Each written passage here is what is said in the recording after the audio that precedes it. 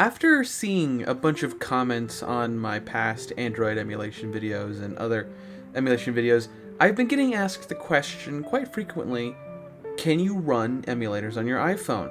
And that is a very complicated question. While this video isn't necessarily a tutorial, I'll just give a quick rundown of some of the steps you'll have to do before getting into the wider discussion of the performance and what you should expect throughout this process. So basically what you'll have to do is set up a free developer account. You can get a paid developer account, but my understanding is that it's very expensive and it's not worth it if you're just trying to do this for some cheap and easy emulation.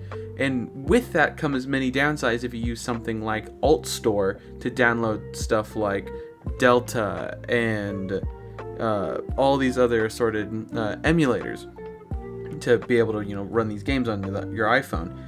It'll come with like a cooldown timer, so you can only play them for like 7 days, and then you have to like re-up from your computer or something to sort of re-verify these games, which is dumb. And hopefully with recent EU and Korean rulings on third-party app stores, maybe they'll be able to iOS will eventually let third-party app stores and applications be installed on their devices, which would basically mostly solve the problem of not having emulators on iOS, which is a real annoyance to me because I'm an iPhone user and I've been a long time jailbreaker of my iPhones. Nowadays it's just not worth it anymore for how much more difficult it's been.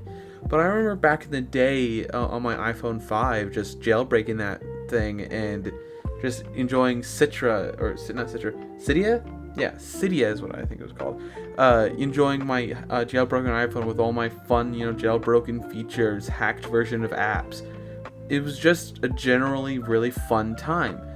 But nowadays, it's so much harder to, one, jailbreak an iPhone, and so many other ways you can achieve the same thing just with, custom apps or skins or anything like that. People have found alternative methods to jailbreaking.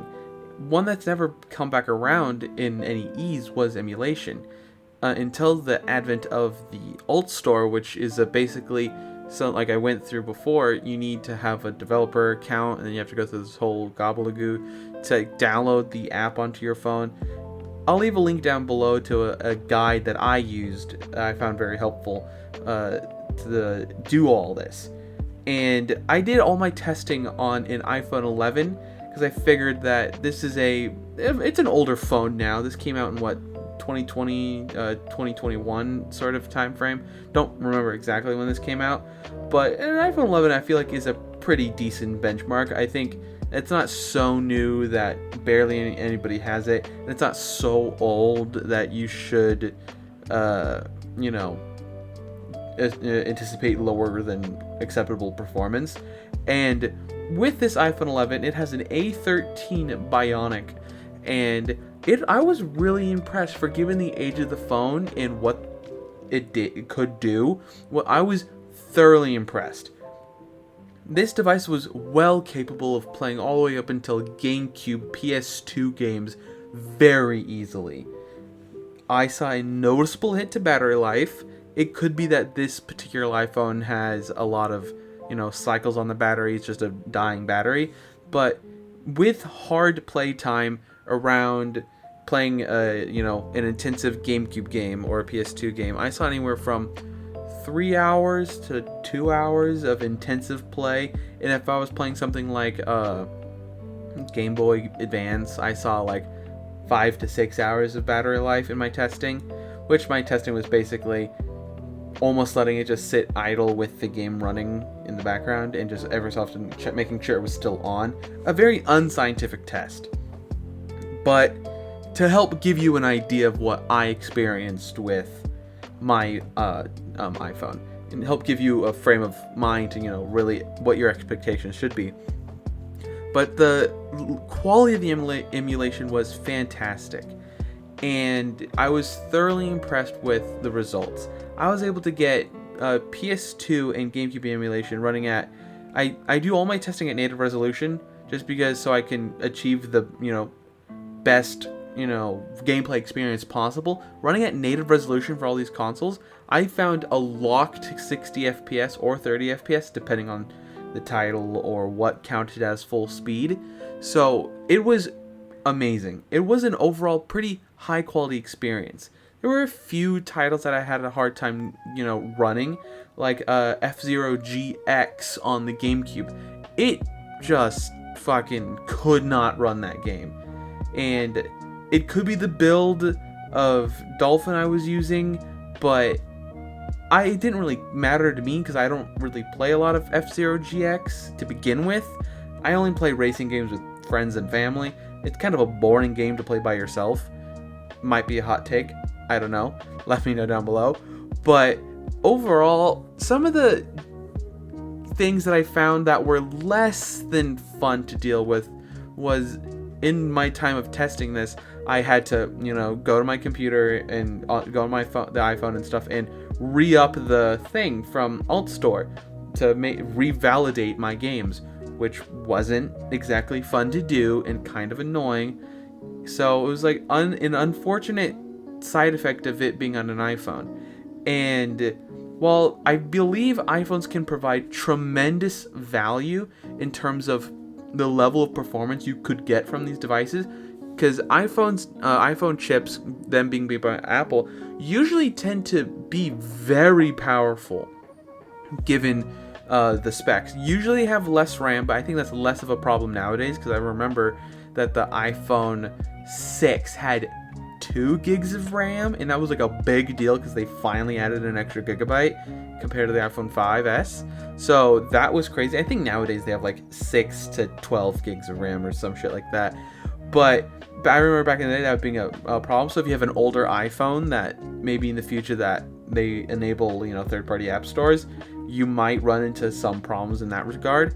But the general level of performance on iPhones compared to their Android and Snapdragon and other, other Android phone counterparts have usually been a lot higher. I looked at the numbers, and sometimes they're a little bit worse, sometimes they're a little bit better, but on average, they are higher performing chips on average than most Android phones.